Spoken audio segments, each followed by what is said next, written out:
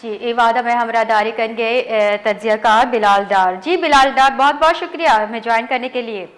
بلال ڈار پاک فوج جو ہے پاک بھارت کشیدگی کے تناظر میں آپ جو ہے وہ صورتحال کو کس طرح دیکھتے ہیں؟ پاک فوج کی جانب سے لگاتار جو ہے وہ تابڑتوڑ حملے کیے جا رہے ہیں، آپ کیسے دیکھتے ہیں اس کو؟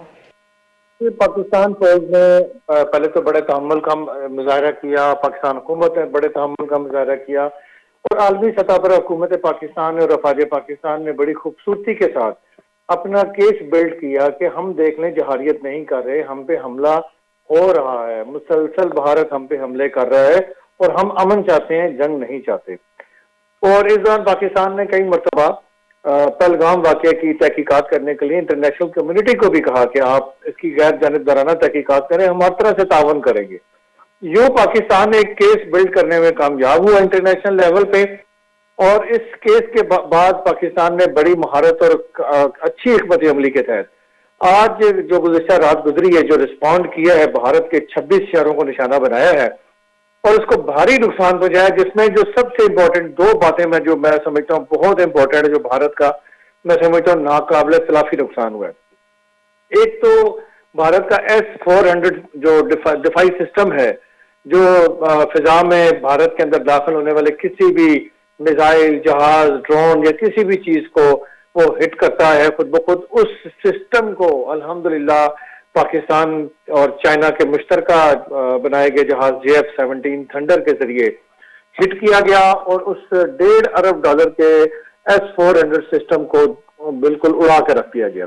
ایک تو بھارت کے لیے بڑی شاکنگ نیوز تھی، اور ورلڈ کے لیے بھی بڑی حیران بات تھی کہ جس طرح پہلے ہم نے J-10C کے ساتھ جو رافیل پیاروں کو گرایا ہے، اس پہ بھی دنیا حیرت زدہ ہے، اور ہمارے پائلٹ کی مہارت کا پہلے بھی دنیا مانتی تھی. اور اس وقت جو یہ واقعہ جو ہمارا پاکستان ایئر فورس نے سر انجام دیا ہے، اس کے بعد تو پاکستانی پائلٹ کی ماشاءاللہ اتنی بھاگ بیٹھ چکی ہے کہ میں نہیں سمجھتا کہ آپ بھارت کے پائلٹوں کے حوصلے اتنے بلند ہو گئے کہ وہ بڑی آسانی سے پاکستان خدا نہ خاصا حملہ کرنے آئیں گے.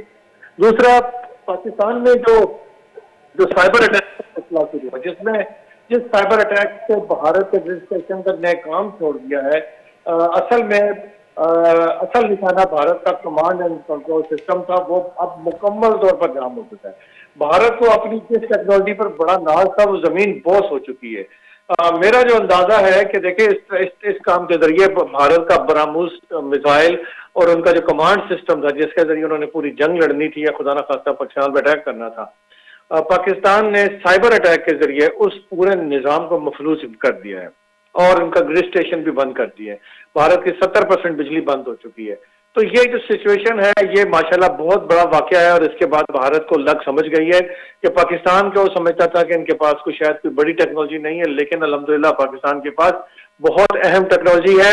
اور اس موقع کے اوپر اگر آپ دیکھیں، بھارت کو عالمی سطح پر اسرائیل کے علاوہ کوئی دوسرا ملک سپورٹ نہیں کر رہا ہے. امریکہ بھی دوسرے لوگوں کھڑا ہو رہا تھا، روس نے بھی اس میں حصہ لینے سے انکار کیا اور تعامل کا مظاہرہ کرنے کا کہا، لیکن پاکستان کے ساتھ الحمدللہ چائنا، ترکی، آذربائیجان اور کئی اور دوست ممالک ساتھ کھڑے ہیں. الحمدللہ پاکستان عالمی سطح پر بھی اس وقت تنہا نہیں ہے، اس کو بھرپور ہمدردیاں حاصل ہیں، حمایت حاصل ہے، سپورٹ حاصل ہے، اور افواج پاکستان کو پاکستان کی عوام کی بھرپور حمایت حاصل ہے. یہ وہ وقت ہے جس وقت پاکستان کی عوام کو چپ ہو کے کھڑا ہونا ہے اور افواج پاکستان کا بازو بننا ہے، اور ساتھ مل کر ہم نے یہ جنگ لڑنی ہے.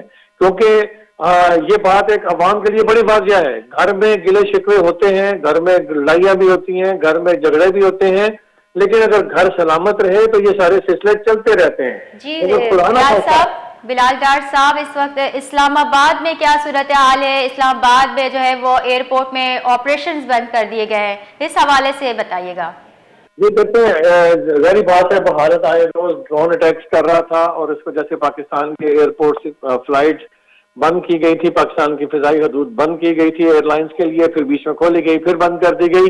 لیکن دوسری جانب آپ دیکھیں، رات کے اٹیک سے بعد پورے بھارت کے ایئرپورٹس بھی بند ہو چکے ہیں. ان کی تمام جو ایئر لائنز کا آپریشن تھا وہ آپریشنل نہیں رہے، وہاں بھی یہی سچویشن ہو چکی ہے، ان کے ایئرپورٹس بھی بند ہو چکے ہیں.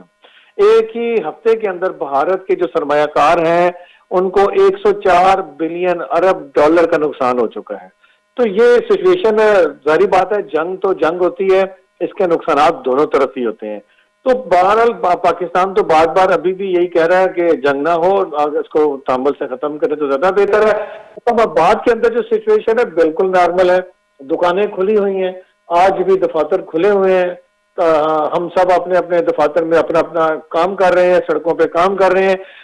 اسی طرح بازاروں میں سڑکوں پہ گہما گہمی ہے، چہل قدمی ہو رہی ہے، سب کچھ نارمل پوزیشن میں چل رہا ہے. کسی طرف بھی الحمدللہ کسی قسم کا کوئی پینک نہیں ہے، کوئی خوف نہیں ہے، اور پوری قوم اب ڈٹی ہوئی ہے کہ آئے روز بھارت کہیں بھی اس کے اندر کوئی واقعہ ہوتا ہے تو اس کا الزام پاکستان پہ ڈال کے کوئی حملوں کی دھمکی دیتا ہے. ٹھیک ہے، آؤ پھر ایک دفعہ لڑ ہی لیتے ہیں. بلال ڈار صاحب، بھارت میں جو ہے وہ پاکستان نے جو کارروائی کی ہے وہ ظاہر ہے بھارت میں کافی نقصان ہوا ہے اس کا، تو آپ کیا سمجھتے ہیں کہ اس غصے کا رد عمل کیا ہو سکتا ہے؟ دیکھیں، یقینی بات ہے جب جنگ ہوتی ہے تو اس میں کبھی اچھی خبریں بھی آتی ہیں، کبھی بری خبریں بھی آتی ہیں. تو قوم کو اس چیز کے لیے ہمیشہ تیار رہنا چاہیے. بھارت ابھی تو فی الحال بھارت کہتا ہے، ان کے جو فوج کے ترجمان ہیں انہوں نے جو آج پریس کانفرنس کی ہے اس کے میں انہوں نے اپنے نقصانات کو بھی مانا ہے کہ 26 شہروں کو نشانہ بنایا گیا پاکستان فورسز کی جانب سے. ساتھ ہی انہوں نے یہ پیشکش بھی کی ہے کہ اگر پاکستان اس جنگ کو مزید نہیں بڑھانا چاہے گا تو ہم بھی پیچھے ہٹنے کو تیار ہیں. یہ اچھا ان کی طرف سے اندیا ہے، لیکن کیونکہ بھارت کی کسی بھی زبان پہ کسی بھی بات پہ کبھی اعتبار نہیں کیا جا سکتا، کیونکہ انہوں نے ہمیشہ ماضی میں اسی طرح دھوکے دیے ہیں اور ان کی کوئی ایک زبان نہیں ہے. اس لیے ہمیں بھی تیار رہنا چاہیے، اور ہماری فورسز جو ہیں وہ پوری طرح سے تیار ہیں. مجھے لگتا ہے کہ یہ جنگ ابھی آگے بڑھے گی، اتنی جلدی یہ ختم نہیں ہوگی. گو کہ اس میں امریکہ اور سعودی عرب اور دوسرے دوست ممالک اور چین نے بھی اس میں جنگ میں ثالثی کرانے کی پیشکش کی ہے. تو اللہ کرے یہ جنگ نہ ہو، ہم امن کے خواہش مند ہیں، لیکن اگر یہ جنگ بڑھتی ہے تو بھارت کے شہریوں کو بھی اب اندازہ ہو گیا ہوگا کہ نقصانات ایک طرف نہیں ہوں گے، دونوں طرف ہوں گے. اور بھارتی میڈیا جو پہلگام واقعہ کے بعد اپنی عوام کو دھوکہ دے رہا تھا، مسلسل اشتعال دلا رہا تھا اور جھوٹی خبریں دے دے دے کے انہوں نے اپنی عوام کو بیوقوف بنایا تھا. رات کو جو پاکستان کی جانب سے اٹیکس ہوئے اس کے بعد وہ جتنی انہوں نے فضا پاکستان کے خلاف بنائی تھی یا ان کو کانفیڈنس، اپنی عوام کو جھوٹا کانفیڈنس دیا ہوا تھا کہ لاہور میں انہوں نے ایک بندرگاہ فتح کر لی ہے، وہ وکرانت ان کے ایک بحری جہاز نے جو جھوٹی خبر، اور پھر خدا نہ خواستہ ان کی فوجیں پاکستان میں داخل ہو گئی ہیں، اس قسم کی جھوٹی خبریں، اور پشاور پہ اٹیکس ہو گئے ہیں اور پشاور کے بم برس رہے ہیں وہاں پہ اور کوئی ہیلپ نہیں کر پا رہا ہے. جو جہان کی جھوٹی خبریں میں انڈین میڈیا مانیٹر کر رہا تھا، اب ان کی عوام جو مجھے وہاں سے اطلاعات ملی ہیں، جو سوشل میڈیا میں نے ان کا مانیٹر کیا ہے، اب انڈین عوام اپنے میڈیا کو کوس رہی ہے، ان کو انتہائی برا بلا کہہ رہی ہے کہ آپ تو ہمیں صحیح انفارمیشن دینے کے بجائے ہمیں جھوٹ پہ جھوٹ دکھاتے رہے اور جھوٹ بتاتے رہے. آج یہ صورتحال ہو چکی ہے کہ انڈیا کے اندر جو انڈین جرنلسٹ ہیں، جو اچھے جرنلسٹ ہیں، نیوٹرل ہیں، انہوں نے تو یہاں تک بھی لاک کی ہے کہ انڈین میڈیا کو دیکھنا بند کر دیں، یہ ہمیں دھوکہ دے رہے ہیں. تو ہر محاذ پہ، عالمی سطح پہ چاہے وہ ہوں، وہاں پہ ان کے میڈیا کے پلیٹ فارم پہ اگر میڈیا وار میں دیکھیں یا ویسے جو فوجوں کی جنگ ہے اس میں الحمدللہ اب تک پاکستان کا پلڑا بھاری ہے.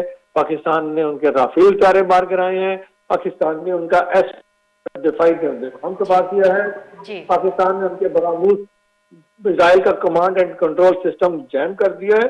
ہر لحاظ سے دیکھیں تو الحمدللہ پاکستان کو برتری حاصل ہے. جی الحمدللہ. جی بہت بہت شکریہ.